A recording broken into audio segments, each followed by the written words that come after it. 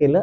त्यांचं म्हणणं होतं की तुम्ही हे सगळं करू नका. ज्या ठिकाणी पाऊस आता पडत नव्हता अक्कलकोटला, तर 3 वर्ष पाऊस नव्हता. जेव्हा स्वामी समर्थ आले तेव्हा पाऊस पडला. नवरात्रीच्या वेळेला तो पाऊस पडला.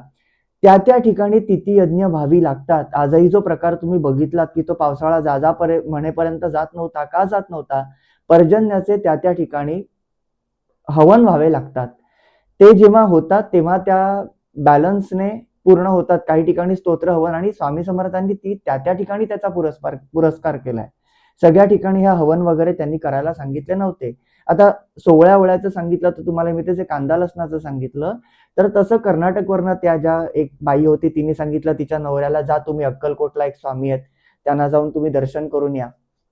तसं ते निघाले आणि आले, तर नेमके स्वामी समर्थ अक्कलकोटला तो आलेले असताना एका भक्ताने त्यांना कांदा लसूण वगैरे शेतातलं थोडं काहीतरी स्वामी समर्थांना प्रसाद म्हणून आणलं होतं.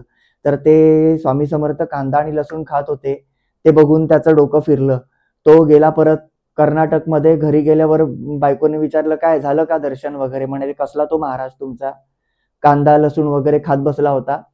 आणि सकाळी उठला तो, सोवळं वगैरे केलं आणि तो जिकडे तिकडे बघेल तिकडे त्याला देवाऱ्यामध्ये इकडे तिकडे कांदे कांदे कांदे कांदे दिसत होते. सगळीकडे कांदे, स्वयंपाकघरात कांदे, देवाऱ्यात कांदे. आणि त्याला कळून चुकलं, आणि देवाऱ्यामध्ये जेव्हा तो पूजा करायला बसला, तो बायकोला सांगायला लागला, अगं मला कांदेच दिसतात सगळीकडे. तर पूजा करायला जेव्हा तो बसला तेव्हा एका कांद्याच्या मध्ये स्वामींची प्रतिमा उमटली. तेव्हा त्याला कळून चुकलं. त्यामुळे आपण फार व्यभिचारीपणाने वागू नये. जितकं सोवळं आहे ते आपल्या स्वच्छतेसाठी आहे. त्याचा दुराचार करून एखाद्याला हे करू नका. तर अशी स्वामींची शिकवण, याप्रमाणे तुम्ही चाला.